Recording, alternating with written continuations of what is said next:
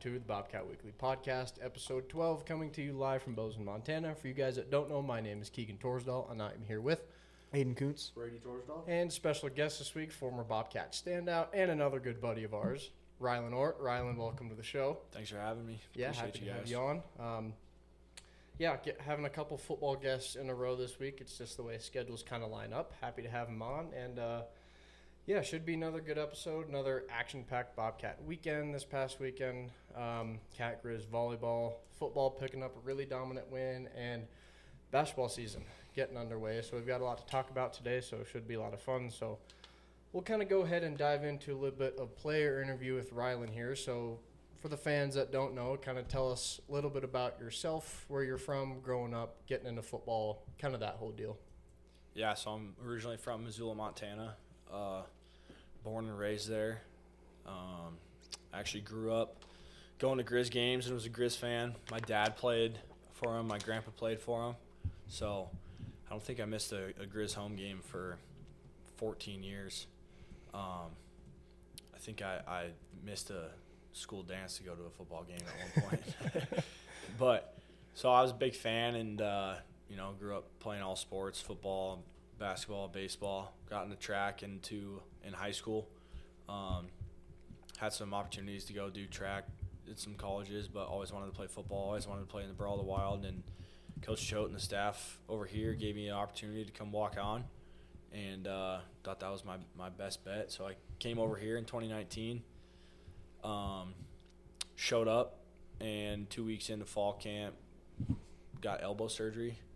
And then so I was kind of out. I redshirted. Was out of practice for a little bit, kind of grinding my way through. And then 2020, COVID hits.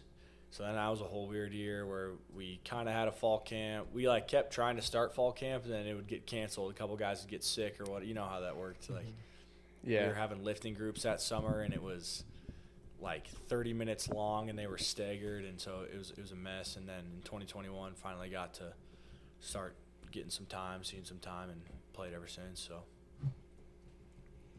You mentioned other sports growing up too. Mm-hmm. You said getting into high school track. Yeah, I started track. So I played baseball all the way growing up, and then track my freshman year. Was thinking about playing Legion, and they just weren't happy with me playing football and basketball in the summer. So went over, did track through JAV. Just kind of got good at it somehow. I don't know, accidentally. But yeah, it was a lot of fun. So you went from growing up in Missoula, being a huge Grizz fan. How did that, did you have any hesitant kind of reaching back out to Montana State, or were you kind of just willing to go anywhere? No, so I was, the recruiting process, I was sending my film to BJ Robertson over here and the coaches over at UM, and I just never heard anything from the coaches at UM.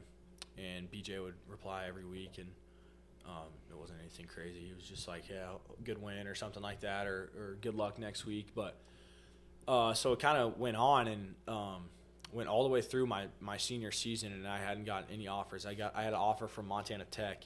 And funny story actually is Pete Sturbick. He was my first offer from Montana Tech. He's the guy who texted me, and so I had a former relationship with him a little bit.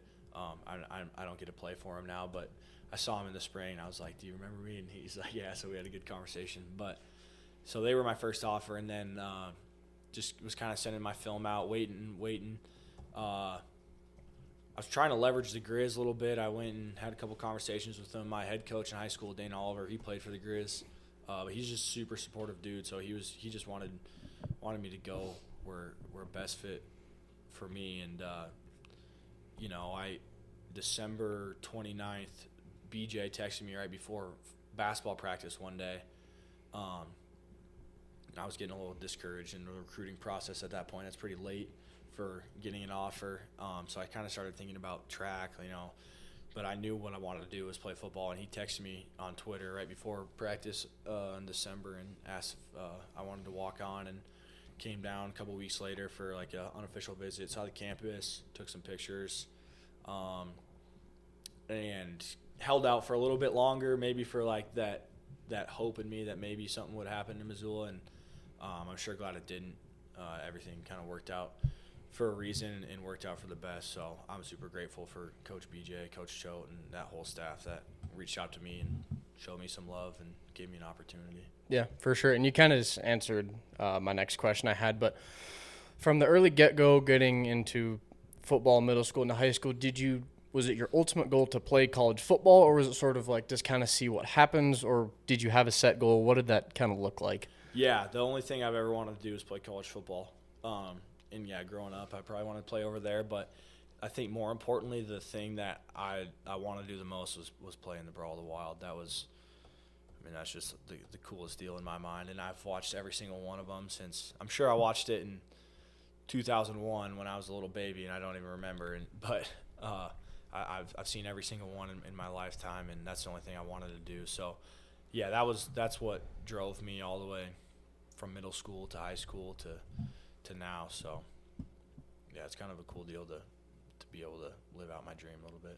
Yeah, I think Brady and Aiden, we can agree on this. I think Yeah. most, if not all, the football players that we have had on have talked about Cat Grizz and how big of an impact that is, whether it was solely a recruiting thing, wanting to play in that, or getting to experience the first one and seeing what it was like. I know when we had Carson on, he talked about not knowing about even Montana State until he came up here, and then getting to experience first Brawl of the Wild, and that was sort of like, yeah, this is a place to be, and everyone loves it. So I think that's a common theme. Yeah, and with CT2 last week, he was talking about he didn't even go to the Brawl of the Wild when he came here. He was here for the premiere of Miracle in Missoula, and that made him decide he wanted to come here because of what he saw in that film about the Brawl. Yeah. They should just play that for every recruit, make them want to come here. Yeah. No, seriously, that thing is so great. I went to that premiere too, and was it Emerson? Is that what the building's called? Where Sidewall Pizza's at? Yeah. Yeah, Emerson building. That was a pretty cool deal. That's a great movie, or a 45-minute video, or whatever you want to call it. Yeah, that one's really well done. Yeah. So that kind of touch on your family a little bit, kind of impact and how they played a part into kind of shaping your football journey. Do you have other siblings? Did your parents play? Yeah, so like I said, my dad and grandpa both played college football. So that was, every little kid wants to grow up, be like their dad. So that was big for me. Just a big football family. We were always grew up watching football. My dad was my youth coach, and from 6th grade to 8th grade, and then stopped. But he coached baseball.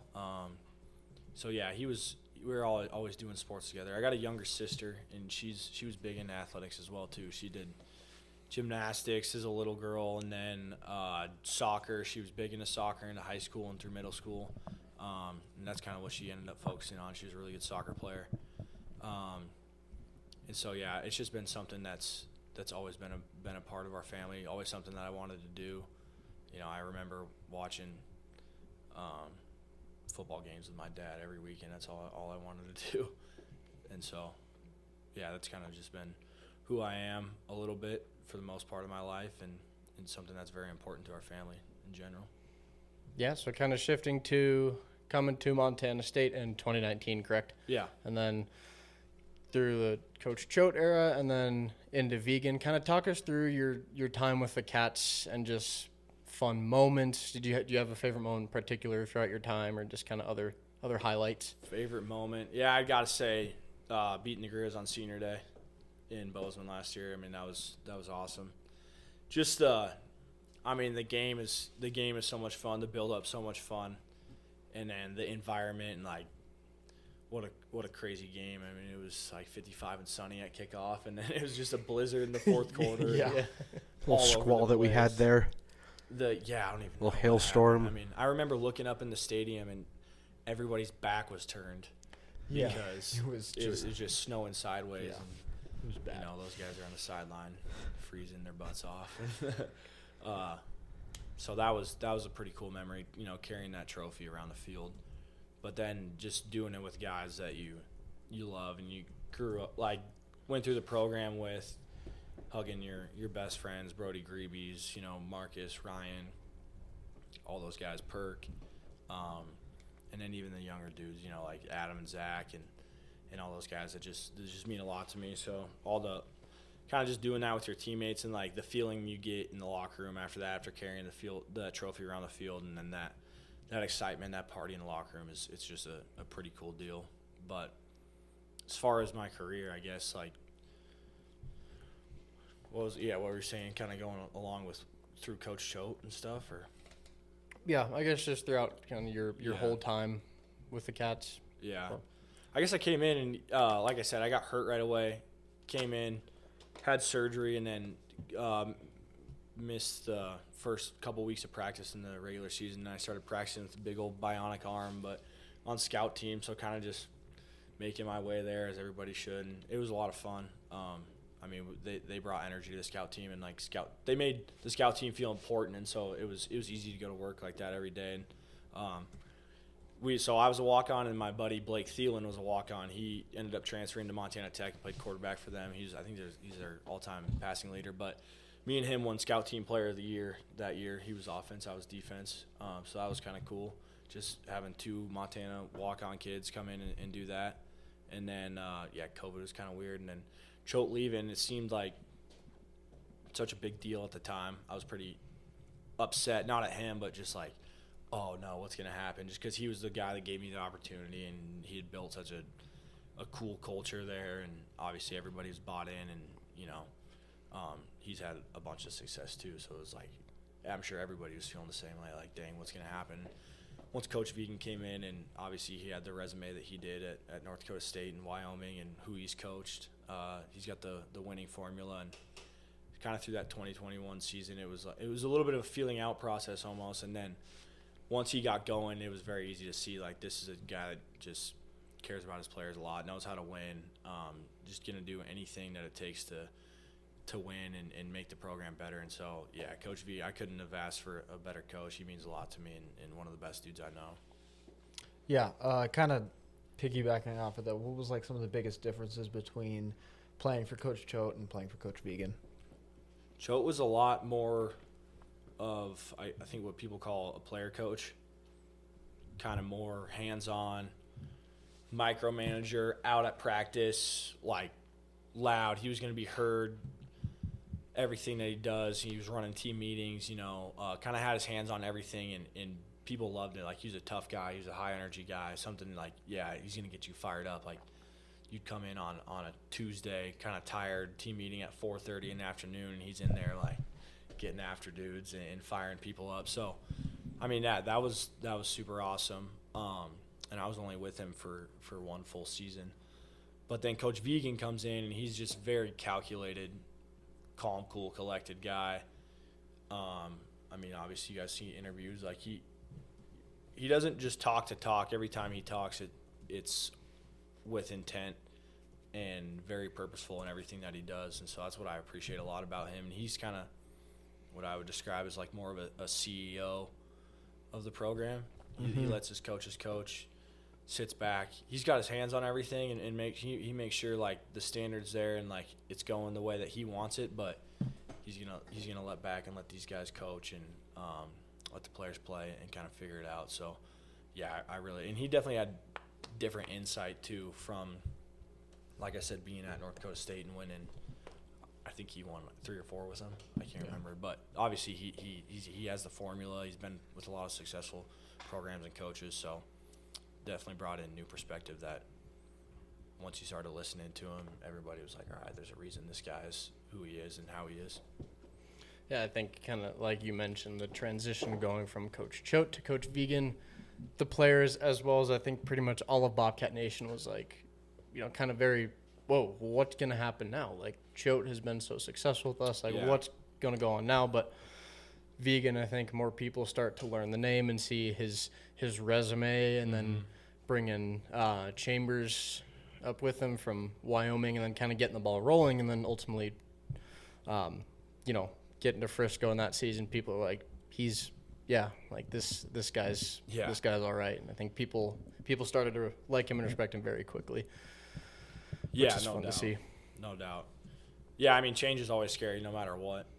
And there's going to be change in the future no matter what. Like, at some point, eventually, maybe Coach Vegan coaches here for the next 50 years. But I'm assuming at some point, like, it's going to change and people are going to have the same thoughts. But, I think the athletic department, Leon, does a great job. He involves players in the hiring process, leaders on the team that have a say into it. So the players of the program, the standard is what the standard is at Montana State, and the coaches can always enhance that. But, yeah, at the end of the day, it comes down to the players, and Coach Vegan's just done a good job of enabling a player-run program, but also leaving his footprint a little bit too. Yeah, for sure. So a couple Frisco trips under your belt throughout your time. Can talk us through that experience through the seasons, and especially I think last season being such a completely dominant season, pretty much the whole stretch, and leading in Frisco. That experience of going to the national championship and kind of that whole deal. Yeah, no, I mean, last year was super important to me. Obviously, at the beginning of the year, we felt like we had a chance, and that was kind of our goal. I mean, that's on the top of our pyramid, and that's where we want to be every single year, but it doesn't just happen overnight. It goes week by week. But in 2021, I actually didn't end up getting to go to that national championship. I failed a drug test after the semifinal game against South Dakota State, which was my first career start for substance like a GNC product. And so failed on that, didn't get to go, was pretty devastated, and come back. And then initially I was suspended for the entire next year, appealed the NCAA. They knocked it down to 6 games, and then it got extended to 9 games because it was still in my system after like 309 days is how long it took to get out of my system. So check your supplements. But, yeah. But so my point to that is that I had missed the first trip, and obviously I was super happy for the team and all my boys that got to go there, but I was wanting to get back and experience that myself. So yeah, last year was super special. I mean, it was kind of a crazy run that you don't realize it when you're in it, on like how special it was. I mean, obviously we realized like how special the people were. Like, it wasn't going to last forever. It was your best friends, try to take advantage of every week. But, winning 15 games in a row is something that's pretty tough to do. And obviously we didn't get the job done, but going on that run, I wouldn't have changed it and done it with anybody else, and don't regret a thing doing it. So it was just a bunch of guys that went about the process the right way, and every single week, and loved each other, and it was the next man up. Like, I think about guys like Danny Kepa, and such a big part of our program for so many years, and one play he's out like that, out for the season. And so it sucks really bad to see like one of your best friends go down like that, but then it's the next man up, because the Bobcats need to get somewhere, and Neil comes in, Bryce starts playing well, and a bunch of young guys stepping up, and there was cases of that all throughout the season. So yeah, it was a cool deal. For sure. I think we talked about that, and Danny made a big point of that. I think you asked him about like being in his senior season, having that happen, and his leadership role going from being on the field to being, how can I be that guy to still make an impact on this team, being a senior part of a very special group. How can I still, have impact and be of, worthwhile to these guys, and sort of transitioning from the like player side to from the sidelines. And he did a really good job explaining about how quickly his season is done and his career is done, but still being able to contribute in all the ways he can, which I think he certainly did, and he's certainly respected by a lot of Bobcats, and he's a great guy. So yeah, 100%. I mean, Danny's just, everybody knows the kind of guy Danny is. Nice guy, caring dude, cares about his teammates, a guy that just will do anything for you. And so yeah, he handled that very well, and just such a positive guy all the time. So like when you see something bad happen to a guy like that, you feel terrible, but then he had such a good attitude, and I'm sure he was down at points, and it was probably hard for him, but he didn't let anybody see that, and he was always bringing a positive energy, a smile, lifting people up. So yeah, I tip my cap to Danny. I got the most respect for him in the world. Yeah, we talked to him after the Idaho game, when he comes back out onto the field limping, and all he was doing was talking about how he juked out the quarterback, and he was most happy about, is that he got the interception and juked out the quarterback. Oh man, yeah, that was a sweet play. I kept telling him, I'm like, I mean, if that's gonna be your last play of football ever, that's a damn good one. It's a good one. And if he didn't tear his ACL, he might have scored, honestly. So Yeah. But Oh yeah, good times. It's hard to keep running once that happens. Yeah. sure is. Yeah, that does get a little difficult. Yep. All right. Should we get into a little bit Q&A? Yeah. All right. So yeah, you want to go with our first question here, Brody?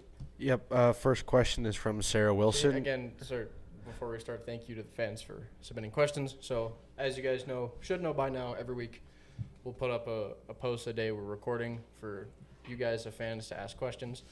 We've had some great questions in the past from player to player, which has been really funny. But the record for Instagram questions still stands at 16 with Spencer Wilkinson. So, you guys that are coming on, get to it. Get your contacts out and get more people putting questions in. So, yeah, Brady, go ahead. All right, first one is from Sarah Wilson.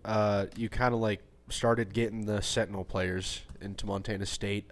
What is it about MSU that your fellow Spartans find so appealing?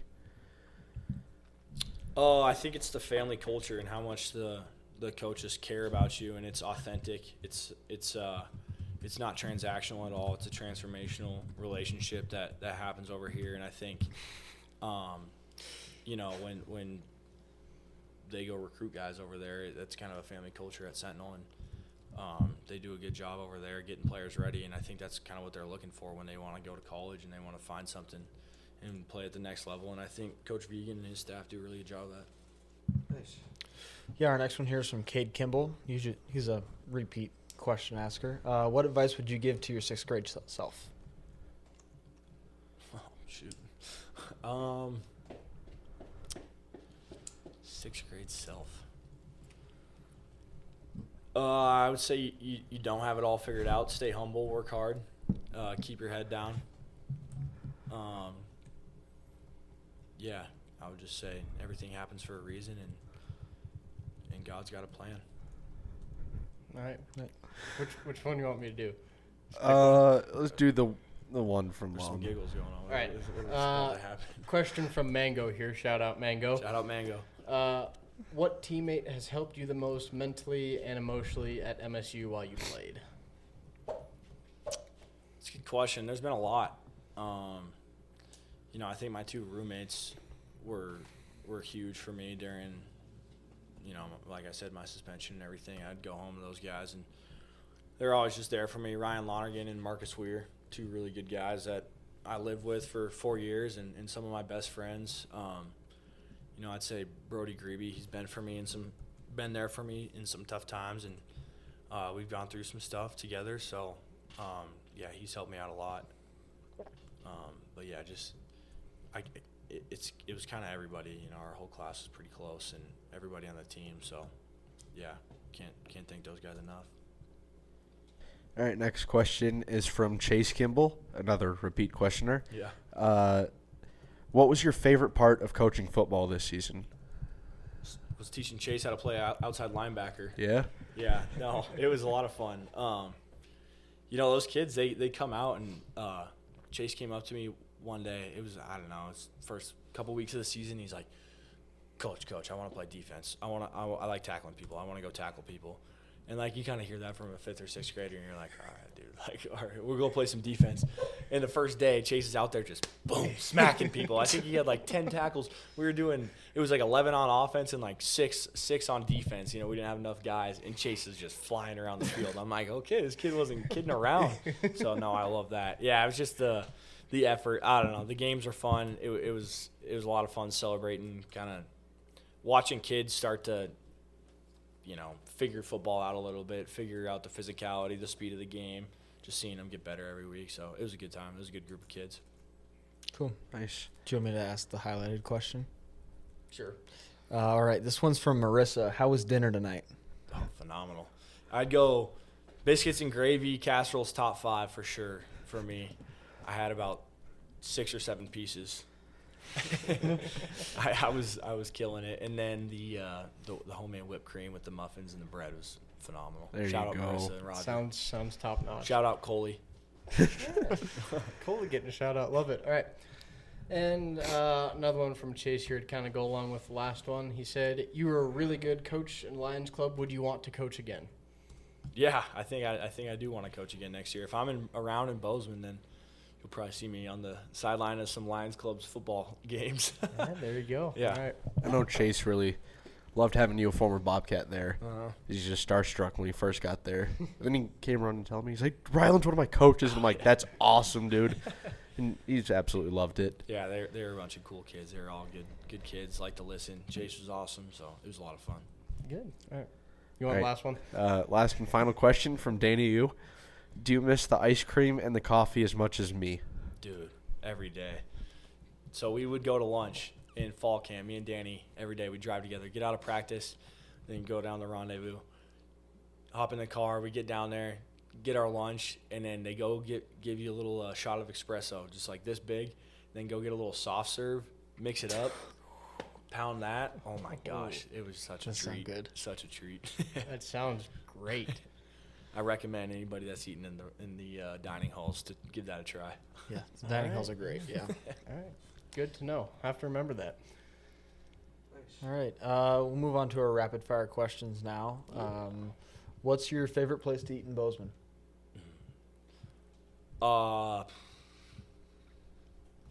Revelry.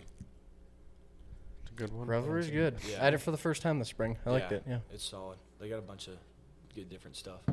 Nice. Nice. All right. Kind of one. It's more like for the current athletes, but I mean, you could still answer this. Favorite thing or things to do outside of football, or I guess just like favorite hobbies. Yeah, I like to golf. I try to play as much golf in the summer as I can, and then I like to fly fish. Didn't get out a ton this summer, but I've been getting out a little bit this fall. So, yeah, something I like to do with my buddies. Grew up doing them with my dad. So, yeah, whenever I go back home, we usually play around the golf or go float. He's got a drift boat. I like to ski. I'm excited for skiing season this year. Kind of had to take a little break in college football. Didn't want to hurt myself. Went a few times, but, yeah, I'm pumped up about that. And then, I don't know, go up to the lake. My parents got a surf boat 2 summers ago, and so kind of got to take advantage of that a little bit this summer and go surfing with them and hang out with them on the lake. Yeah, it was a lot of fun. Nice. So Yeah. it's kind of what I like to do. Yeah, we love surfing. It's so Yeah, much fun. dude, there's nothing better. Yeah. Nothing better.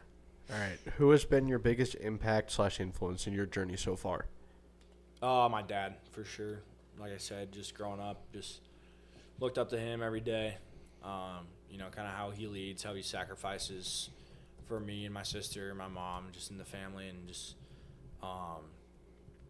you know, how he was always there for me no matter what. He was hard on me, but I just knew he was always in my corner, and no matter what I was going through, that he was gonna try to help me out and love me through it. So my dad, for sure. All right. Next one on here. If you could play any other sport, what would it be and why? Like that I already played, or just in Just general. a random sport that you wish I you guess, could play. like, if like other- you get to go play some random sport professionally. What sport's it gonna be? Yeah. Dude, I think I'd play golf.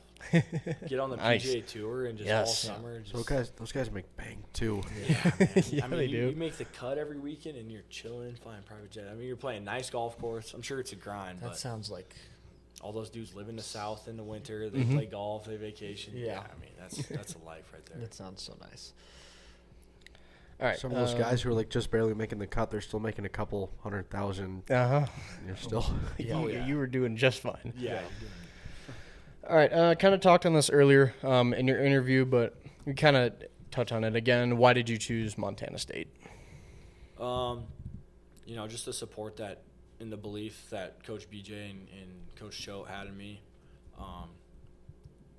You know, they gave me a preferred walk on, and they told me that I'd have a chance to come in and do things the right way and earn my way and earn scholarship and make a name for myself basically in a program. And I felt that was very genuine. In some places, if you go and walk on, you know, that's kind of what you are, and that's what they peg you as and they corner you as. And I didn't feel that way at all coming here into Montana State. And,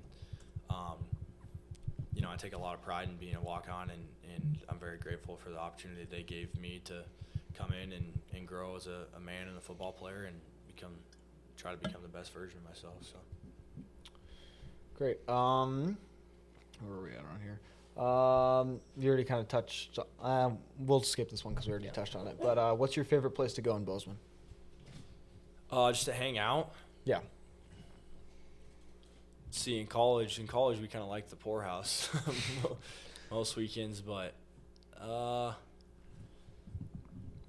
I don't know. Seems like in our free time we were golfing in the summer, so Cottonwood, played Riverside a few times. That's always a lot of fun. Mm-hmm. Yeah.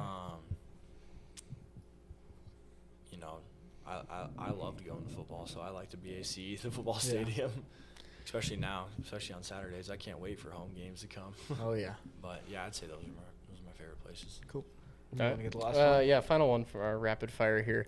And we just actually got a text message from Roger Davis with some more questions. So Okay. we'll ask you those two. All right. But favorite song and or artist right now? Oh, right now. I'm a big Dylan Gossett guy right now. Favorite song of his right now? Probably Roll of 35.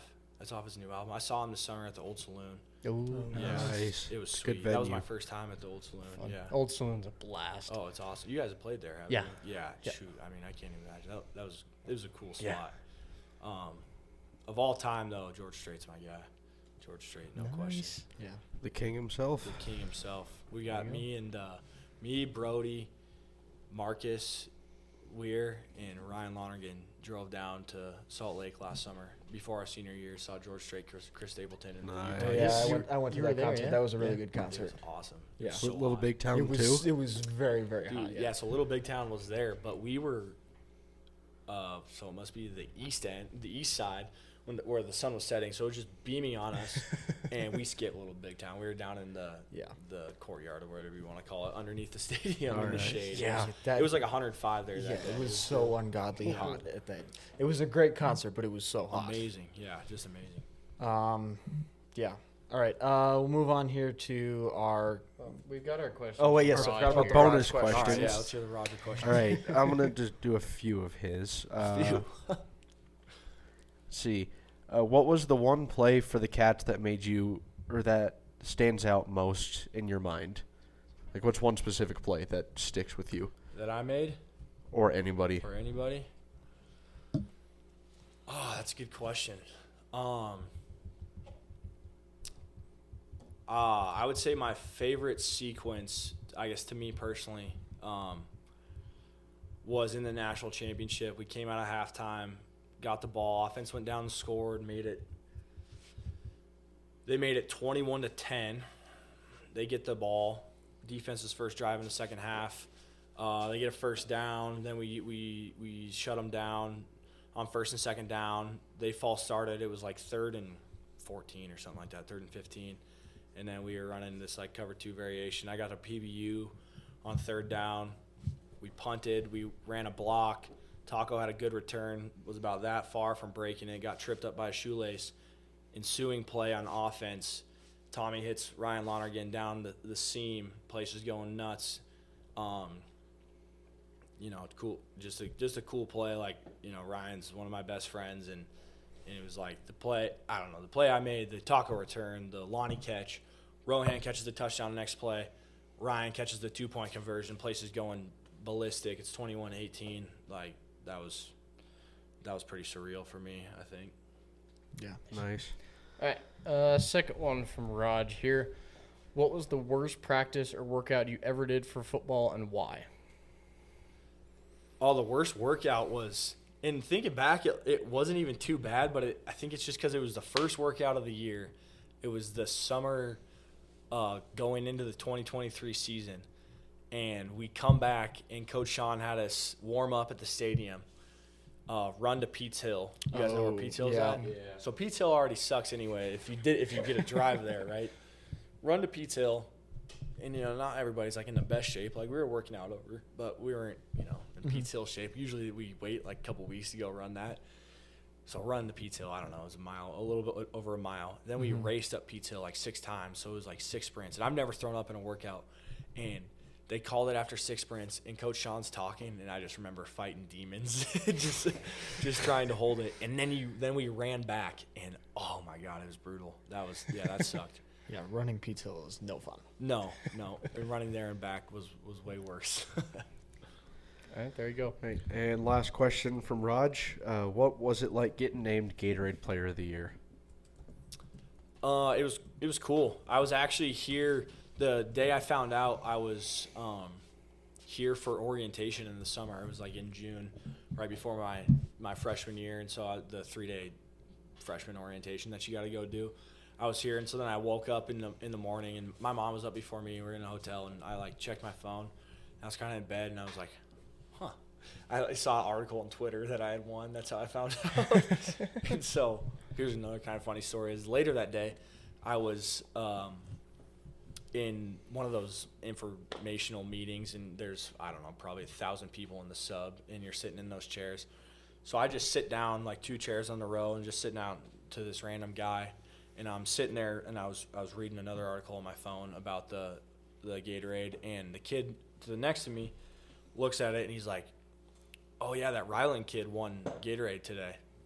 And so I looked up at him, and I was like, yeah. And then I kind of paused for a sec, and I was like, I'm Rylan, by the way. He's like, oh, no way. So that kid was Tanner, or maybe it was Levi Tanner. He was a long-distance runner that ran for the Cats. He's from Laurel. Do you guys know who I'm talking about?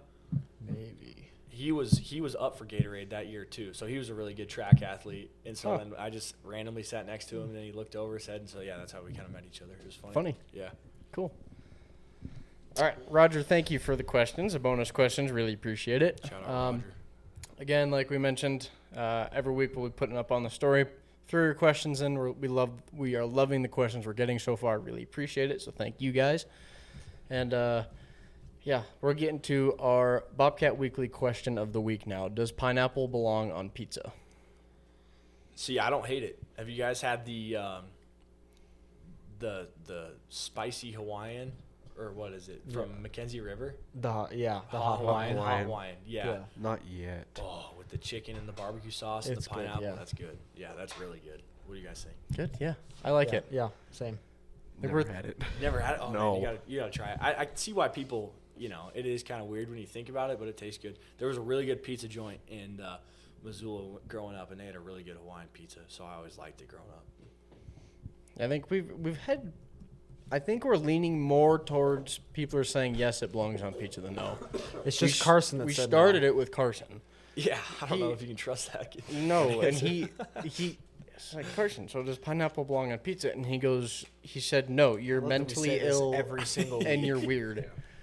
It's a highlight It's point. all right if we keep saying that. Yeah. I But guess I'm mentally ill and I'm weird then. Yeah, apparently everybody. and then I was like, Carson, I like pineapple Says on the pizza. one who looks like he's having a seizure during the run out. oh my gosh, it's hilarious. He always has one hit where he's just at least one hit a game where he just lays a dude out and everyone. in and the we stadium. love it. Yeah. This last game when they're running out, my cousin Tucker, he looks over and he goes, Carson looks like he wants to kill someone today. Yeah. Yeah. I'm like, And yeah, then he did later. he did. Yeah. We mentioned that CT mentioned that last week about being on offense versus defense, where offense you kind of like chill out because you're not necessarily doing something huge every play. Where Carson, like, he wants to go out there and hit someone as hard as he can every play. Absolutely, yeah. So yeah, there's your difference. But yeah, Carson, I know we keep going back to you, but you're a funny guy, and that was a funny episode. So Shout thank out you. merched. Come bounce out clap is what he says. Come down, His clap. stories every week leading up to the games crack me up. I love they it. kill me. They're so funny. His notes too on Instagram. He was my locker room buddy last year. Oh, really? Yeah. No. Yeah. He's Good. funny, man. All right, you want to ask him our trivia question? Yeah. So a little bit of more of a basic trivia question this week, but how many wins does Coach Vegan have in his career at Montana State? And if you need, you can phone a friend. What's our record this year? 8-2. Yeah. I think 8-2. Yeah, 8-2. He has 55. Correct. Yeah, it's 55. Is that our first? I guess Like- Danny got his the first week one. Well, but yeah. that might be our first. Danny like, just correct. bullied us after. Yeah. Did he? What was Danny's? When was the Don't last? tell me the answer, but yeah. When was the last time the Cats had a FBS win before New Mexico? 2006, Colorado, Bobby Daly. Yeah. Yep. He was just bullying us with Yeah. that question. And then did you ask him? I asked him what year, and he couldn't figure it out. Yeah. I do remember seeing that actually. Yeah, it was 2006 though. Yeah. It's that was a. I remember my dad telling me about that one. Yeah. Yeah, there you go. I thought of the trivia question. Well done. And then 55 lost to wins. Shadron State. Yeah. Yeah, in the next game. Yeah, the next week, right? Yeah. But that was Danny Woodhead. Oh, Yeah. So Wild. They had a good player. wild. All All right. right. moving on to the recap from last week. Football had that huge win over Weber State, 66-14. We improved to 8-2 on the season. Huge game all around from the team. We took advantage of Weber State's mistakes. Justin Lamson had 2 passing touchdowns, 2 rushing touchdowns. Julius Davis had 10 carries for 114 yards. We had interceptions from both Caden Dowler and Takari Carr, along with that perfect punch from Caden Dowler for that fumble to stop that, because that was a pretty big run right up until he popped that out. And then Jabez Woods had a good 77-yard kickoff return, which I thought was going to go all the way. Yeah. It was like the funny thing was it was close. right as I was walking out of the stadium, and I was with one of my friends, because it seemed like we were going to just kneel on the ball. And then I'm walking right by the gap on the west side of the stadium, and I stop for a sec to watch it, and then I'm like, and my friend just keeps walking, and I'm like, I'll catch up. It'll be 1 second while he catches the ball and kneels. And then he just sprints down, and then I can't find my friend for like the next 5 minutes. So Yeah, that was fun. Yeah, and you guys can speak tomorrow in the game because I wasn't there, but I mean it was a good one overall. I mean everyone. It was a little slow to start out with. yeah, I mean, we made Weber go 4 out, and then they made us go 4 out, I think. Yeah, we didn't score till the second drive. I don't think. Yeah, and then I was like, Might be wrong, could but- we see Weber doing something actually? And it was like, no, never mind. This No. is the good old Weber we know and love. I think it was. And we just took off. I think it was a good win. I still can't figure out what was the flagrant foul that one player got ejected for? I never saw. He what it threw a was. punch. He threw a punch. Okay, yeah. I didn't see it though, but I didn't see it, but I just heard the foul and couldn't figure out what it was for. Yeah, I think it was a good dominant win for us. It's good to get those big, convincing wins, leaving no doubt. Yeah, I'm very pleased with how we played last week, and I think it'll carry over very well into Davis this week and the Brawl next week. Yeah. How was the weather? It was actually really nice. beautiful. Yeah. Good. I feel like it was really nice the whole game, and then it suddenly got cold right after the game ended. Once Yeah. that sun goes down. Yeah, it's I was really because from our seats, I was really hoping that the sun didn't get below the practice Mhm. facility, because I knew it was gonna get. Talk Got about me those cold. jerseys too. The Oh, yeah. military Yep. appreciation Oh, yeah. jerseys. Should we see how much they're up to now? Oh, we're checking they on the selling 'em? bids. Yeah. Yeah, Putting them up for auction. Just certain ones, or Yeah. Yeah, I think they did okay. like 10. nice. Those were sweet. Those man. I did like those. I was actually considering buying one, and then Yeah. I saw the prices. Last time we checked, the lowest was $750. Yeah, no, it's way higher than that right now. Montana. I wonder if they're State. doing something where some of that goes to Big Sky Bravery or I would- think I think would all of think it. so. all of it. Okay. Yeah. Oh, That's a cool deal. yeah. Let me see here. Kind of wish there was a flyover, but Yeah, I was Yeah. expecting one actually. we did think with the government shutdown, they can't Yeah. have any military, so it'd have Well, to be private. I was gonna say like it would have been fun to Alright. have Rook and his crew do it, but Our lowest if right now he's is not here now, so 850. Random news for the people that Jones's care. jersey. There's this guy, this entrepreneur. His name is Rook Isaacman Jared. He just got named administrator of NASA, and he's actually based out of Bozeman here with all who of his. he did the flyover. He did. What game was the that? flyover? That was band day. So that was. Oh, it was the day after. I think it was like the September 12th game. with the 3 fighter jets. With the smoke oh, I and missed stuff. that one. Yeah. Yeah. So hopefully see maybe another flyover. Yes, From him in the I was going to future. talk about this later, but MSU just announced that we're going to have a drone show before the Yeah. game Yeah. this week. Is Uh, that what they were saying? Like 30 minutes before kickoff? or Yeah, Yeah. yeah, they'll have it similar to how they had it at the pep rally for homecoming. something? So Okay. that Was should it be cool? That should be pretty cool. Yeah, I remember we couldn't go to it because I had a football game, Yeah. but we could see it from The Bozeman High. sidelines. We could see it from over campus all the way out in the That's cool. distance. Nice. Remember like all the Yeah, it was funny fans because watching all it? the fans and like the players on the sideline then the just players. watching the drone show. And we're like, I hope nothing There's a happens game over going here. on. Yeah. The lowest jersey price right now is $850, Yeah. and the highest is $2,500 for one of the 41 jerseys. Yeah. Yeah, I was gonna buy one. And then I looked at the I prices. think my favorite part about the jerseys was the Big Sky Bravery patch Yeah, on same. the shoulder. That was really cool. I think it's one of the coolest logos out there. Yeah. Yeah, I agree. It's like these hats, they're so popular. Yeah, it's my Yeah, favorite Everyone hat. has them. I need to they're find great. my hat. I can't find it, and it's making me upset. And they sell out quick. I think do. Yeah, put they 'em do. up- Yeah. For sure. All right, football, picking up a good win. Good job, fellas. Now on to volleyball. Cat Grizz volleyball this past Friday in the Brick. Unfortunately, fall in 4 sets to the Grizz. They looked pretty good in the first and second set, and then it kind of just went downhill from there. What are you flashing up there? Don't worry about Okay, it. It's okay. just I'll shout out talk Tucker. about volleyball. All right. Shout out Tucker. Yeah, so kind of good through the first set and a half, and then kind of just got out of rhythm and couldn't get back on track, losing in 4, like I said. Cat Grizz are led by senior Cameron Greenwald with 13 kills and a 335 attack, along with junior Julie Spelt, 12 kills and a 435 attack. Overall, Cat's hitters did really well. The pin hitters combined for 26 kills, but overall hit .051 as a unit.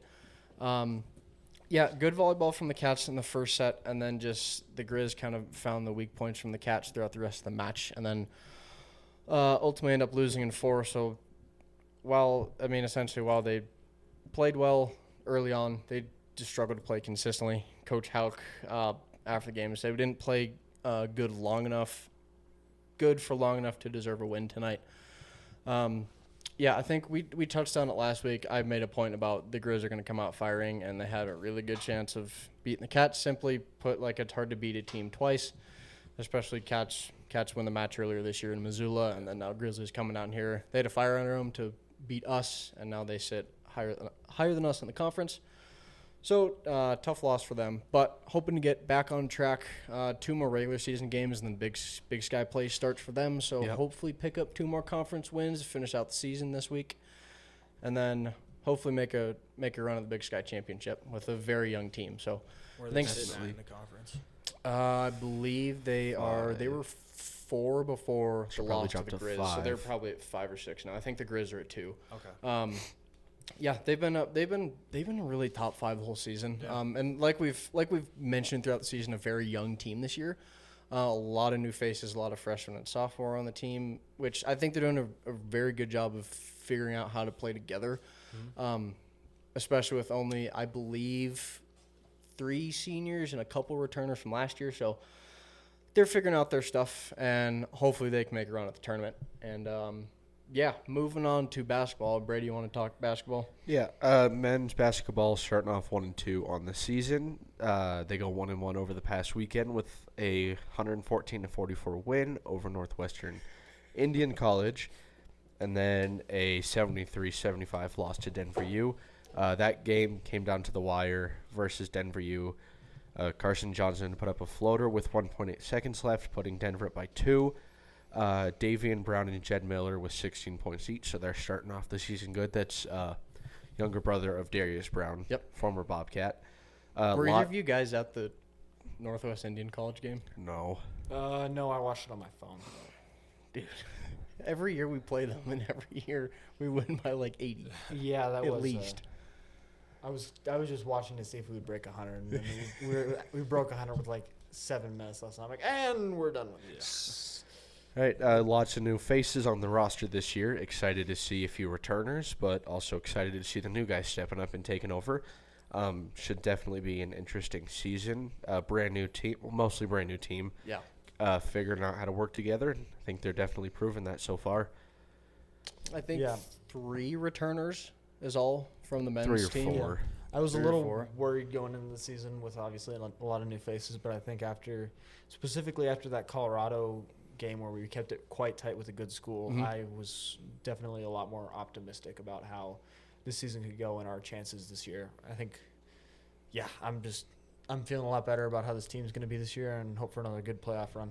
Yeah, for sure. Yeah. And it's a big task for Coach Logie, too, having most of your guys leave between portal and graduation. We had a pretty big graduating class last year, but having to, find a whole new team other than your 3 returners, but also then figure out how you're going to manage a brand new team coming into the season. So, like you mentioned, the Colorado loss, they were in that game only losing by 4 and then only losing by 2 to Denver U. The Cats played well throughout that game. Yeah. I mean, there were moments that weren't great, but, I mean, overall, they're playing good basketball considering they have a brand new team. So You know who I'm feeling good about this season? who's that? The women's team. Oh, yeah. They're starting out 3-0 on the season. Started off with a big win, 93-41 against Carroll College. Got 3 cats in double-digit figures. Addie Harris with 27. That's a new career high.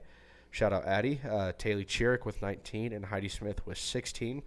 The cats were shooting 56% from the field in the second half, and then picking up their second win, 86-72 against University of Portland.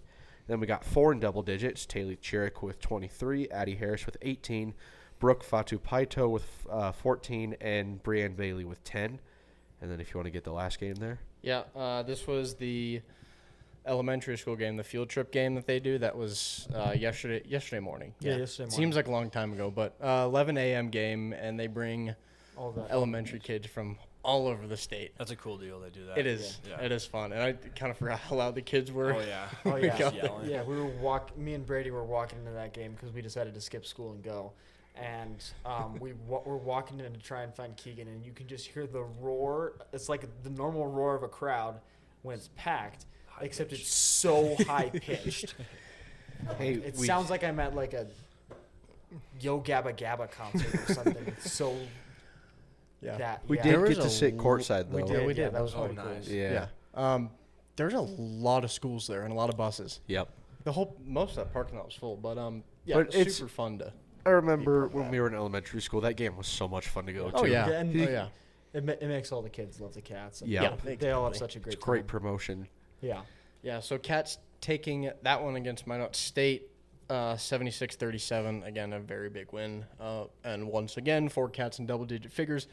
Taylor Chirick with 19, sophomore Addison Harris with 14, Brianne Bailey with 13, and Brooke Fatu-Paito with 11. I think we're seeing a common theme so far. Taylor and Addison are high scorers pretty much every game this year. They seem like even though they're kind of some of the younger players on the team, they seem to be stepping into that leadership role as our big returners and just leading that team to success and hoping we can keep them around for years to come. Yeah, exactly. And it's just like the men's squad where they have a lot of people leave. A couple of girls, Esmeralda Morales and Taylor Jansen, playing professionally, internationally now, as well as just a big graduating class. The sophomores are really having to stand up and be put into leadership roles, which is really cool to see. And a lot of that team getting action, which is really fun to see too. And they are picking up right where they left off in March. I mean, the steals and the whole nine is ridiculous. So they're continuing to play well. Yeah, like we said, we can all agree. They look fantastic so far. While they haven't played necessarily great competition yet, they're figuring out what works, what doesn't. I think they're doing a really good job of it. And, should be a lot of fun. We'll talk about upcoming games a little bit later here tonight. And, you want to get into around the conference? Yeah, so around the conference last week, we'll start off with the Grizz game. They beat Eastern Washington 24-29. That was a tight game. Montana had the lead early, but they let Eastern come back in that second half to get right back into scoring. They scored that touchdown with, I don't know how much time was on the clock, and then got the onside kick and drove all the way down the field. And then sadly decided that they wanted to fumble the ball on a spike on the 5-yard line. Nuts. I remember I was watching on my phone. It was the end of the Cats game. We're walking down to go onto the field, and I'm like, okay, Eastern Washington, they're going to do it Yeah, they're right gonna now. win. Yeah. And I look, and they're like, all right, he's going to spike it, and I see the ball just go whoop, and I'm like, oh, Yeah. you got to be kidding me. You can't do that in those situations. And I mean, they had that game; they would have won that. But It wasn't even that bad of a snap. He just He lost just it. fumbled Got too it. I fast mean, with it. gave me PTSD from the West game this year for Gallatin. Yeah. But it was. I wish they would have won that. I mean, the Grizz have had so many of those close games where they're not against a good opponent, but they come down to the wire and then they skate by and get the win, which makes me Getting wonder lucky. about them. They're very lucky to come out with this win. They're going to need to shape if they want to be a playoff team. Otherwise, or if they want to be a good playoff team. Otherwise, when they're up against a good opponent, these games aren't going to go their way. They're going to play the same way, and it's going to turn out and they're not going to get that win. Eastern Washington, though, had a very good game in this game, in my opinion, offensively. I mean, they had 479 total yards offense. The Grizz had 351. they had 27 first downs, and the Grizz only had 13. I mean, it seems like in this game, Eastern definitely had control of the ball, and they were doing a great job at it. It just obviously didn't go well for them at the end. And, I mean, even on third down conversions, the Grizz only converted 1 out of 10 third downs. And then Eastern converted 11 out of 21. So, it was, I think Eastern should have won that game, and the Grizz got very, very lucky with that. Keep a watch out for Eastern. They could be kind of a sneaky team. But Well, in the next 2 weeks. All right, moving on. SAC beat Portland 52-24. I was hoping Portland State would win. I was really hoping for it. SAC, they had a pretty decent game. I mean, not a great opponent, but they still managed to score a lot. The defense left a little something to be desired, but I mean, I think overall it was a pretty good game for Sac State. You see where Portland State threw a pick, Sac picked it off, was running it back. He fumbled, Portland State recovered. It's change of possession again, new set of downs. I did not see that. No, It's like 21-7 at that point in the ball game, but yeah. That's pretty cool. Where was I at? Cal Poly lost to Idaho State 27-17. This was a pretty good game.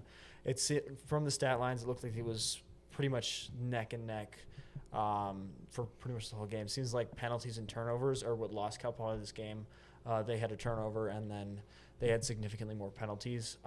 Some things that they could probably work on for these next 2 weeks to try and finish up the season and get a couple more wins under their belts. We have any more thoughts on that game? Where was it Not at? really. I think it was in Idaho. Let me just double check. Week 11. It was in. It was in Idaho. Okay. Good win for them. Idaho. They've given a lot of good teams a run for their money this year. I mean, they've given. Yeah.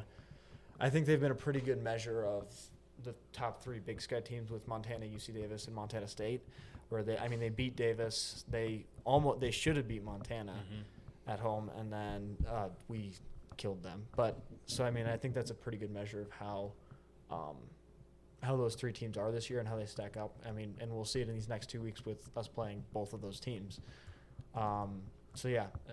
Excited to see how that's going to turn out.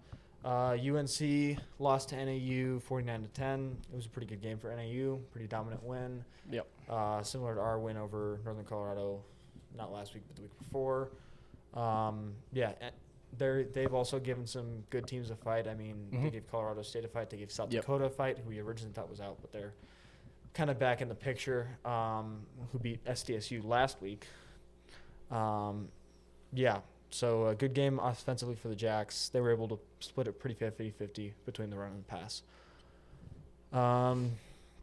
Davis, Idaho. Davis won 28-14. Good win for Davis after their loss last week to Idaho State.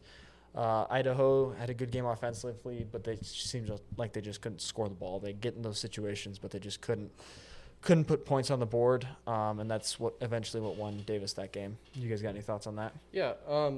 Just looking through stats here, UC Davis, your quarterback, 4 touchdowns, looks like 3 passing and a rushing. So UC Davis, kind of a fluke game for them last week, picking up that loss, and they're going to be, I think, extra hot coming into this week. I mean, they needed that win last week, but again, going into this week, they're gonna be playing a tough game. So I'm looking forward to it. But I'm hoping the cold screws them up. Yeah. Yeah, I mean, they went into Montana last year, late in the season, the week before we played them, and went and beat them at night, too, at 8:15. So, yeah. Should be a good game this week. All right. Oh, crap. I just lost my spot. All right. Looking ahead. Brady, you want to talk about hockey? Yep, hockey is back. Been off for a little while. They are headed down to Missouri for a little showcase tournament. They play Friday against Lindenwood, Saturday against Liberty, and Sunday against FGCU. Florida Gulf Coast University. That one. There you go. Looking to get back on track after dropping 3 games last weekend in Utah. Excited for these. If you look up on the Bobcat hockey website, you can find a live stream for the games. Hopefully, I'll probably also post a link to it. Spencer Wilkinson is unfortunately out for a while. tore a ligament in his thumb. Had to get surgery, so he's out for a little while, but he should be back in December. But a few players to look out for: Ben Sutton, Hayden Clem, Wes Ennis. They've been the high goal scorers so far this season, leading the team. So excited to see what they have to offer. For sure. All right, moving to volleyball now. They're continuing their midseason home slate. They are home this Thursday, the 13th, versus Eastern. It's Military Appreciation Night. Free tickets for the military members and $5 tickets for the family. That's at 7 p.m. Should be on ESPN Plus, I believe. I don't think any of the games aren't, but yeah, come out. I think we'll be there. Come say hi. At least two of us will. So yeah, and then Saturday the 15th. Taking on Idaho for their last regular home season game. Senior Day, so 1 p.m. And, yeah, celebrating a couple very productive seniors throughout their time at Montana State. Cameron Greenwald, Lauren Linseth, and Madeline Siebler. So should be a fun afternoon. We'll be there, and then roll into football after that. So, yeah. Cats looking to finish out the regular season with a couple good wins leading into the Big Sky play like we talked about. So hoping to get their record back up above 500, which they really need. But, yeah, moving to football now. Yeah, so football, we got the final home game of the regular season. Obviously, I don't expect us not to have one for the playoffs. It should be a good game. Bobcats taking on UC Davis, number 9, Saturday the 15th. 8:30 kickoff on ESPN2. There's that drone show 20 minutes before, like we talked about. So getting your seats for that should be pretty cool. Also senior night, so Get there even earlier. earlier, yeah. We'll get And there. I will be at the game this weekend. Yes. So Keegan will be at the come game. say hi. So he's usually not there. So we'll be very happy to have him. Yeah. Yeah, UC Davis comes into this week 7-2. They're 5-1 in the conference. Number 3 in the Big Sky with that loss to Idaho State. And who's their other loss to? It was to a FBS team, wasn't it? Yes. Nevada. I think it was Nevada. No, Nevada played Sac State. Oh, that's right. Washington. Washington, yes. Yeah, that was a big game. Washington, yes. Now I'm remembering. All right, yeah. Potentially Montana State's first real matchup of conference play. Kind of like what we were talking about earlier in the year, where we have the 2 of our toughest games at the start of the year and then 2 of them at the end of the year. So it should be fun to get back into those tougher games where we are actually playing some real opponents. Yeah, I think should be a good game. I think we should be able to get out there and be pretty dominant against UC Davis and show the FCS what we're all about. But, yeah, I'm very excited for this game. What do you guys think? Yeah, me too. I think hopefully the weather's good. I think it's looking to be decent.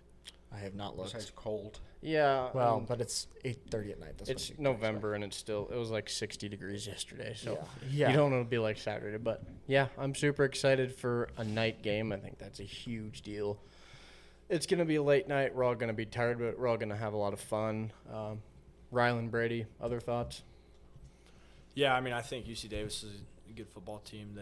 They do a lot of good stuff on offense, kind of window or smoke and mirrors, kind of distract your eyes, try to leak tight ends out and whatnot. But they're usually explosive. I think that quarterback's been playing pretty well this year. It seems like he's had some good stats. I know you won Big Sky Conference Player of the Week like three weeks in a row earlier in the season. They have a solid defense. Those Connors brothers, they usually fly around and they make some plays, but I don't expect anything else but for us to win up front, be able to move the ball, and our defense just to keep being able to do their thing. Last year I felt like we were disciplined and handled them pretty well, and I think this year it'll be just about the same, and plus it's at home, probably a tough environment for those guys to come into, and yeah, I feel good about it. Yeah, for sure. I'm excited. I love the night games. Yeah. Oh, yeah, they're so much fun. Gives you an excuse to start tailgating earlier, too. Oh, God, yeah, there will be one of our friends, who I won't say his name to prevent him from his embarrassment. I have a feeling he'll be wobbling a little bit at the tailgate. Yeah. Yeah. All right. Brady, you want to talk basketball? Yeah, just give me one sec. All right, looking ahead to basketball, and then head down to California to take on Stanford. The game will be done by the time we're out. Hopefully we win that. Fingers crossed. That game's tomorrow, Wednesday, by the way. Podcast is out Thursday, so you guys will know the results by the time the show's out. But Yep. Women are back in town next Tuesday, the 18th, taking on UNLV. 7 p.m. tip-off, ESPN+. If you had anything to add. we'll have to think about that for the show next week because we'll have basketball to be at. So we got to figure out when we want to record. We'll figure that out. we were talking about that other thing, which we might have to do on Sunday. So. yeah. A surprise to Stay tuned coming. for the Bobcat Weekly next week. We've got stuff in store. Yeah, we'll see. I got to make some phone calls. All right. Should be fun. Moving on, let's talk a little bit about playoffs here. What do we think playoffs are going to look like? Can I get my thoughts out first so I don't sound like an idiot? So I go before you guys. Yeah. I had like this whole document with all the possibilities written out, but I can't find it. So what I'm hoping what will happen is we'll beat Davis, beat the Grizz. The Grizz get one loss, drop a few slots. We take the 2 seed, not have to play NDSU till the championship. That's my hope. And my other hope right now is since SDSU is coming off 3 straight conferences losses that they might not even make the playoffs or make as an unranked. So I'm hoping NDSU takes the 1, we take the 2 or the 3. So that's my hopes right now. Yes. Let me pull up I had a list. Also, NDSU did get the auto bid.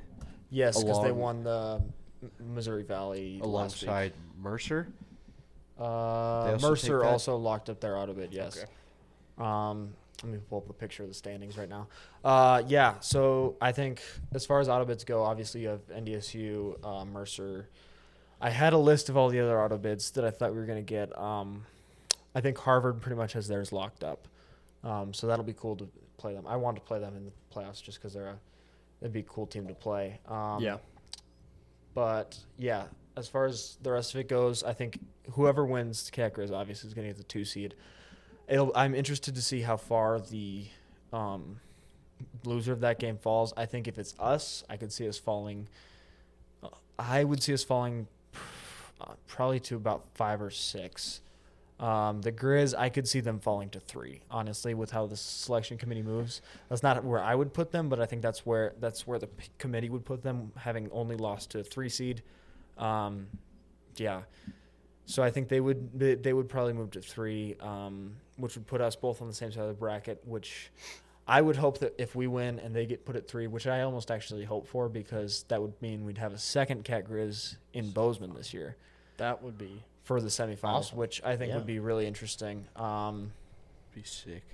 Yeah, I think that would be my ideal situation. As far as the other kind of big names in this, I think Davis, they're going to fall a little bit because after losing to us this week, they lost to Idaho State. So I think they'll probably drop to around a 12 seed. So they won't get a bye, but they will still be ranked, so they'll get 1 home game. SDSU, yeah, I am kind of curious where they're going to fall. I think they will be right on the edges of being ranked. So I think they'll get a home game just because how they've played at the beginning of the year, their win over us. I think they're going to get a home game, but obviously not the best for them. South Dakota, back in the race. I think they make the playoffs. I think they're going to be unranked, but I think they do make the playoffs. I find it a little interesting that they're currently ranked below the Jacks. They had some bad with losses. Just with the head-to-head thing, which is kind of confusing me. But I guess with the losses, it does make sense. I hope we play Harvard. I hope they're on our side of the bracket. that'd be a cool matchup. Tennessee Tech sneak up in there because they play Kentucky this weekend. They beat and Kentucky and they went out. Yeah, they're undefeated right now, aren't they? I could see them getting the 3 seed. They're 10-0 right now. Yeah, so they're going to be a tough team to play, and that's where our assistant AD Casey Fox went to go, right? Yes. I believe he went to so. Tennessee Tech, which is interesting because I hadn't really known of Tennessee Tech until this year, and then I heard about him moving there, and now we have them on the rankings. Lehigh, they were in the playoffs last year. They were a pretty good team. I feel like I think they lost to Davis or Idaho. I think it was Idaho. It was Idaho or Davis. It was a Big Sky school, but yeah. That's kind of what I'm thinking right now. I think as far as Big Sky teams that make it, I think it's the Grizz, the Cats, and the Aggies. Yeah. I hope Yeah. NAU can squeeze in there. They went out maybe, but Yeah. I want NAU to make it in. just for I the just conference. But I just hope that I like NAU as a team. I hope they make it in, but I don't know if they will with the Idaho loss, but we'll see. Yeah. What are your thoughts?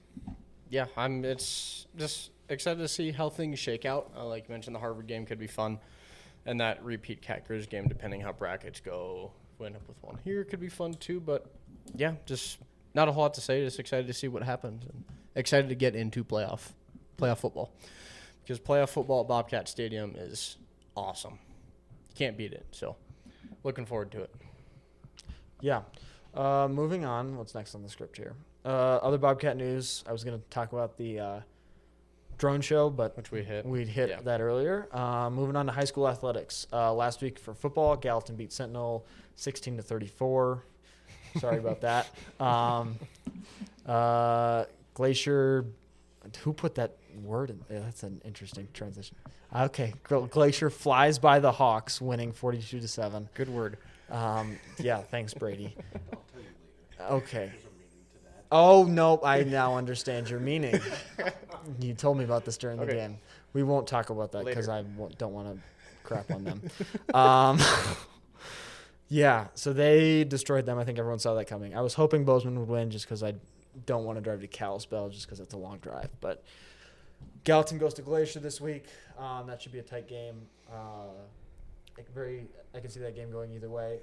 If Gallatin can get in the red, if Gallatin can score in the red zone, I think they can win that game. And if they can play, their defense can play how we played against West, I think we can win that game. But we definitely have to play our best game to beat them. Yep. Yeah, Big Sky goes to West. I think West's going to win that one. I kind of hope for Big Sky just because then if we win, we'd be home. But you don't like Big Sky? no. Yeah. Well, I also don't like West. But fair. yeah.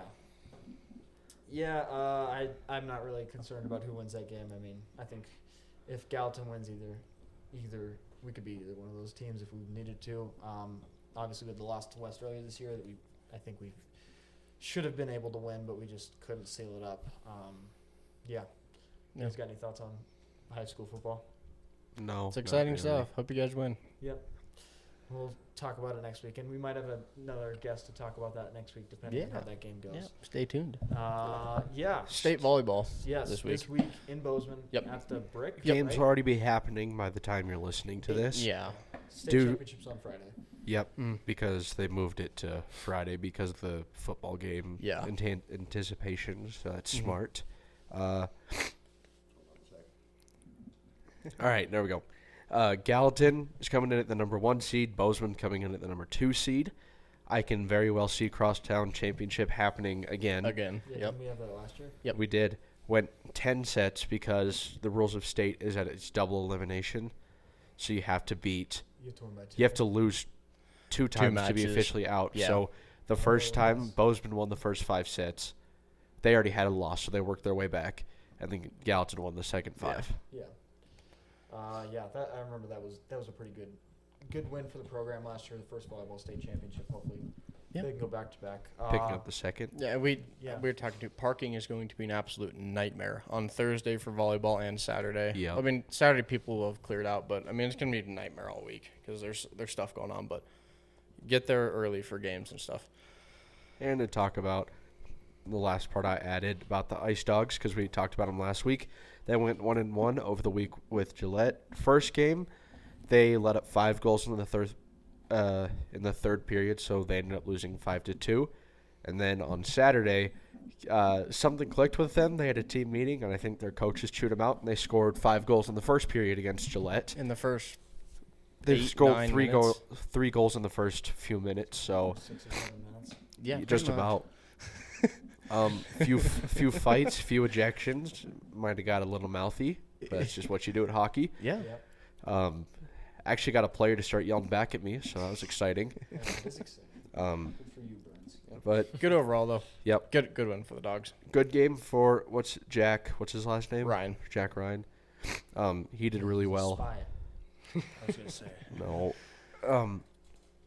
100% save percentage, saving about 40 shots on goal in the game. So shout out Jack. Yeah, very good game from Jack. All right, Moving on. To game day picks. Here we go. First game of the week. Northern Colorado at Eastern Washington. Yes. Brady, what are your thoughts? Eastern Washington. I'm not going to go too much into depth about that one, but I think Northern Colorado, they're struggling a bit. So I'm going to take Eastern Washington.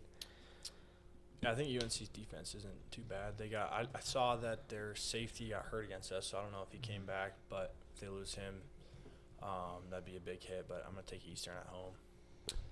Yeah, I'm going to go against the trend here. I'm going to take Northern Colorado. I've liked the way they played against some bigger opponents this year. I think they obviously didn't have the best game against NAU last week. I think Eastern's a little bit of an easier opponent for them. And I think that they can pull it out and they can get another win under their belt. Yeah. Keegan? Yeah, I kind of think this game could go either way. Northern Colorado, I mean, 3-7, only 3 wins on the season. But like we keep going back to, they've put up a decent fight against some decent teams earlier in the season and then kind of fizzled out. But I think it's going to be a pretty close game. But, or like you said, Eastern at home. I think they got the advantage here, so I'm taking Eastern. All right, moving on. Cal Poly at NAU. Brady, what are your thoughts? Not many. Isn't that the story of your life? Yeah. Not many thoughts? Yep. I do think that NAU's offense is good. Trying to think back to when we played them. Felt like a year ago. But I like NAU, how they're playing this season, so I think they got it. Yeah, I'm gonna take the upset here. I think and take Cal Poly. I think they looked way more sound than they have in the past on defense. They got some guys flying around. Struggle a little bit on offense, but I think they can go, cause some havoc over there in the Sky Dome and see what happens.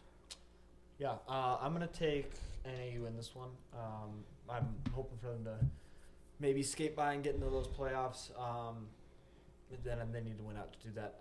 And I think Cal Poly, they lost to Portland State. They've had some tough losses. They've had some good wins. Would like to win against Sac State. I could see this being a tight game, but I'm going to take NAU at home. Yep. Going with you on that. I think, you could see the upset happening, but I think kind of a tough game. I don't really know where I stand, but NAU's pretty good up front. Yeah, they are. Yeah, well, I'll go NAU here as well. All right, Montana at Portland State. Brady. So muted. There we go. Never will pick the Grizz a day in my life. It's just how it will be. So FTG. That's all I got to say. Go Portland State. I like that, Brady. That's for Danny right there. Yeah, I'm in between. I think Portland State is such a sorry program, and it actually makes me mad watching how they deal with business. But yeah, I'll go with Brady. Let's go with the upset. Catch Montana slacking. Although here's my other take: I want Montana undefeated for the Brawl. That is true. I'm not gonna pick them, but I want them. That's kind of been my thinking all years. Like, I don't want the Grizz to win, but also it looks so much better when we beat them. If they do I win. want them undefeated. Yeah. So, I'm going to take Portland State here. Yeah. Just because, I picked the Grizz 1 week, hoping that if I picked them, then they would lose.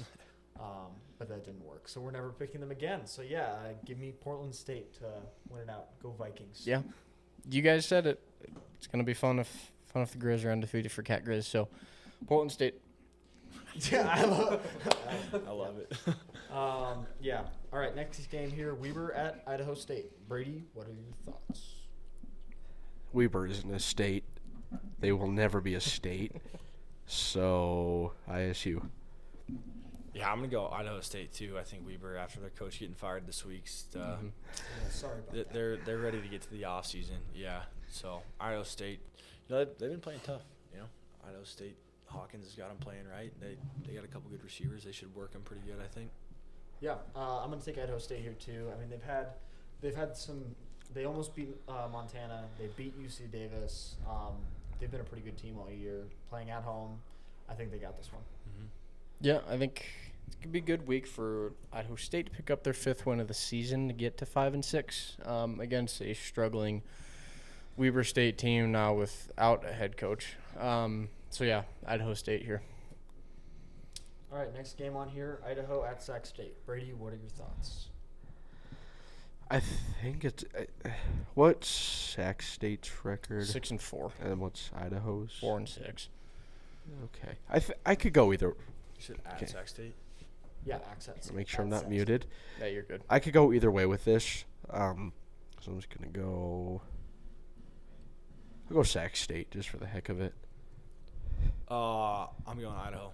Not a fan of either program, but the way Sac State's handled everything from the president to the head coach, I can't support that. I'm glad they're out of the Big Sky. Yeah. They were once a solid program that was respected, and they've thrown that away. So I'm a vandal this week. They used to be. Hold on. They used to be one of those teams where it's like, oh, we're playing Sac State.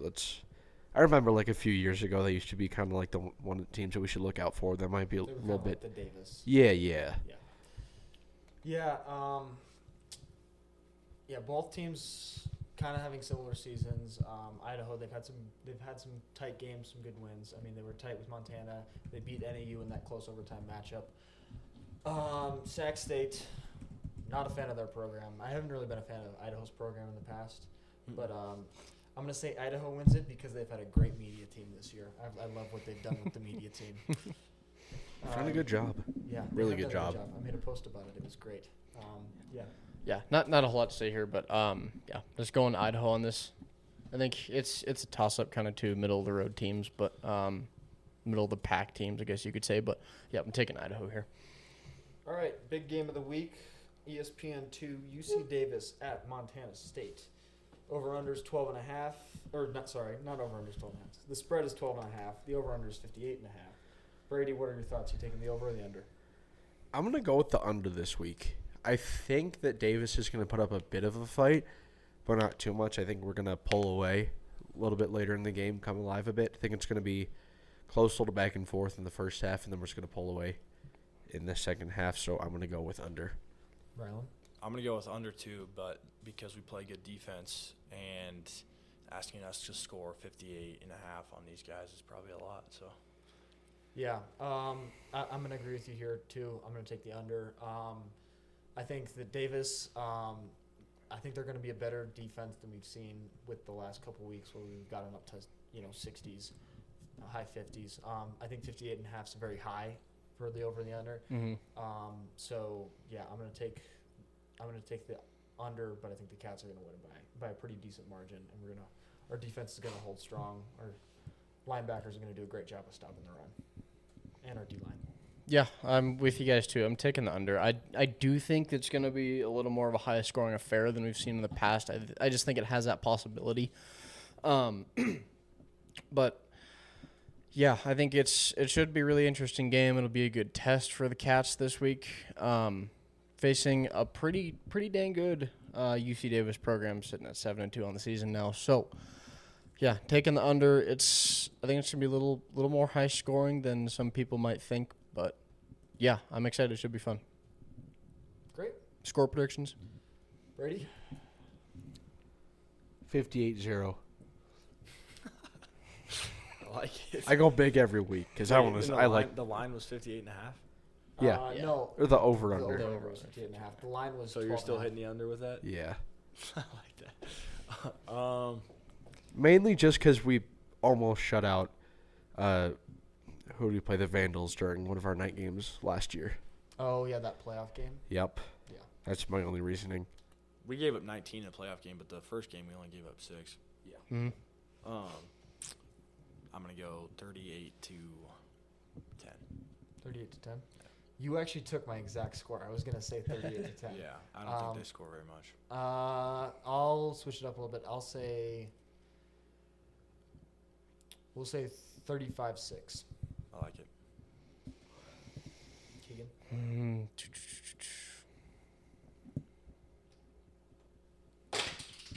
I'm going to say I like the 38. I feel like it's gonna be between like 38 to 42.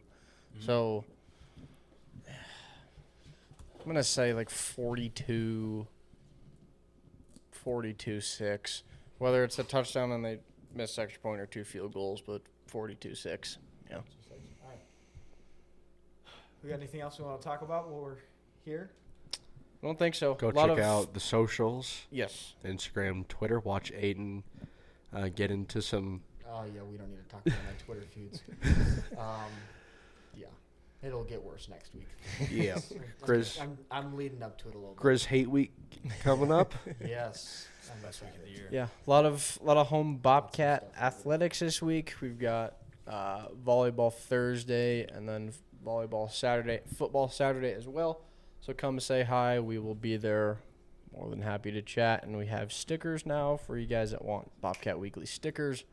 We're getting a little more official as we keep going along with this. So, yeah, Saturday night, 8:15 kickoff, which there's a chance it's going to be pushed a little farther depending on other Drum games show. and whatever Yeah, else. I don't know So. what games before us on ESPN. It always gets pushed back. Yeah, It so does. we're probably looking 8:30 plus, but it'll be fun. See what's Bring the energy. I'm sure Bobcat Stadium is going to be packed. Energy is going to be nuts, and hopefully it's a fun game. So Yeah. really looking forward to it. So Hold Yeah. on, let me see what we got for before us on the ESPN2. ESPN2, where are we at? That's the Ocho. That's not what I want. Football, here we go. All right, ESPN2 before us is nowhere to be found. South Florida, nope, that's at 10 a.m. What the heck? Why can't I find this? ESPN2. Yes, getting more professional as Yes, we we go. are getting more professional as we do this, aren't we? No. The problem is there's like 7 ESPN2s. Okay, we're gonna go to the bottom, see what it says there. All right. That's 11:30 p.m. It's gonna be before that. What the heck? Why can't I find it? It's not going to start on time. We'll just say that. I found it. It's Utah Baylor. Ooh. Oh, that's going to be a good game too. I'm looking forward to that game. I think Utah's gonna win that. Yeah. Yeah. All right. Yeah. I think we're just about good to wrap up. Yeah, I think so. Rylan, got any final closing remarks? Any shout outs you want to give? Shout out Grandma Ann. Shout out Grandma Betsy. No, appreciate you guys. Yeah. Thanks for having me on. And Of course. it's a Thanks lot for of fun. coming You on. guys are doing a great job, so keep it up. Thank you. Thank you. Appreciate Thank it. you. Yeah. Appreciate it. Means a lot. Thank you for taking the time out of your day, your Absolutely. life to come hang out with us and chat about the Cats. Yeah. Really appreciate it. So, yeah, to the fans, stay tuned for next week. We've got something fun in the works. Hopefully for a fun See how good Aiden is at making phone calls. for a fun Cat Grizz episode. So, yeah, stay tuned. Thank you guys for tuning in. Really appreciate it. Check us out on the socials, wherever you get your podcasts, as well as YouTube. And, yeah, as always, go Go Cats. Cats. Go Cats.